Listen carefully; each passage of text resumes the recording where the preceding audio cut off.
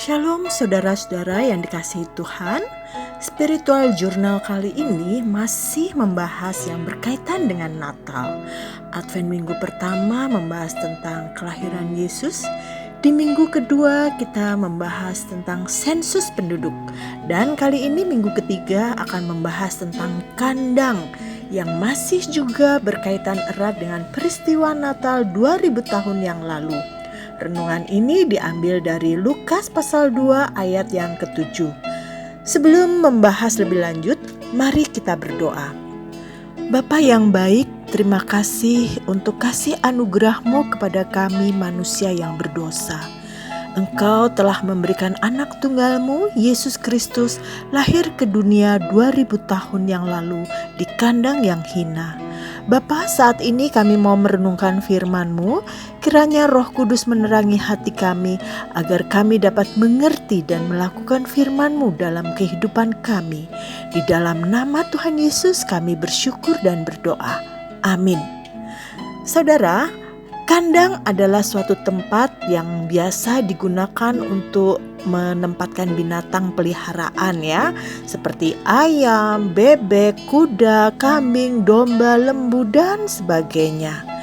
Kalau kita melihat kandang, kebanyakan kondisinya itu kumuh dan kotor dengan kotoran dan makanan hewan. Namun kandang ini dalam tanda kutip dipilih Allah sebagai tempat kelahiran bayi Yesus.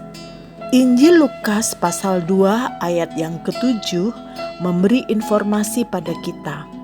Maria melahirkan seorang anak laki-laki, anaknya yang sulung.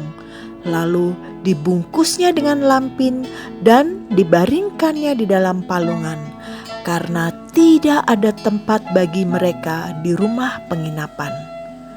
Saudara, pasti tidak ada orang tua yang merencanakan anaknya lahir di kandang binatang.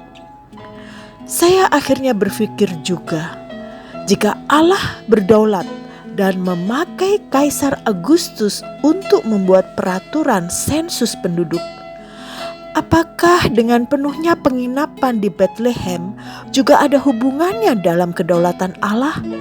Sehingga pada akhirnya Maria dan Yusuf harus menempati sebuah kandang binatang yang kotor dan menempatkan bayi Yesus di atas palungan dengan terbungkus dengan kain lampin. Sebagai seorang ibu, saya pernah merasakan bagaimana sakitnya melahirkan secara normal dan perlu pertolongan orang lain. Saya memikirkan kondisi Maria. Dia sebagai pendatang di Bethlehem, siapa yang menolong Maria dalam proses persalinan? Sudah tentu Maria dan Yusuf belum mengenal banyak orang, dan kemungkinan hanya mengenal yang mempunyai kandang. Alkitab tidak menjelaskan berapa lama jarak waktu melahirkan dan tibanya Maria dan Yusuf di Bethlehem. Alkitab juga tidak memberikan informasi tentang keluarga Yusuf yang berasal dari Bethlehem. Ketika memikirkan hal ini, ada beberapa kemungkinan yang ada dalam benak saya.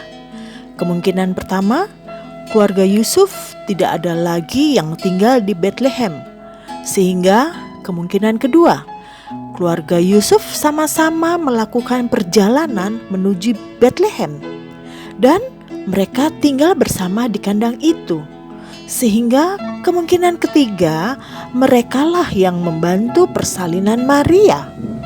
Ketika saya merenungkan tentang kandang dalam Lukas pasal 2 ayat 7 ini, saya teringat akan kondisi hati saya yang kotor oleh dosa, seperti kandang yang kotor.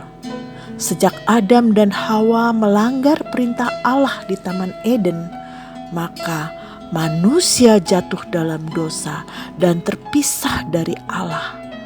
Kita semua mewarisi dosa Adam dan Hawa, dan seharusnya kitalah yang mendapat hukuman dari Allah.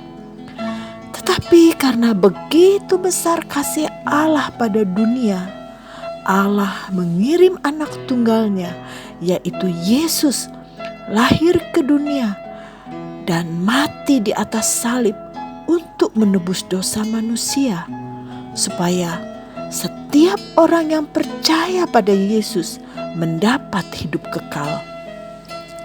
Yesus lahir untuk mati bagi aku dan saudara, manusia berdosa. Yesus, ini aku orang berdosa. Hatiku kotor seperti kandang. Yesus, inilah hatiku, kuberikan untukmu. Masuk hatiku, oh Yesus, ku ada tempat bagimu.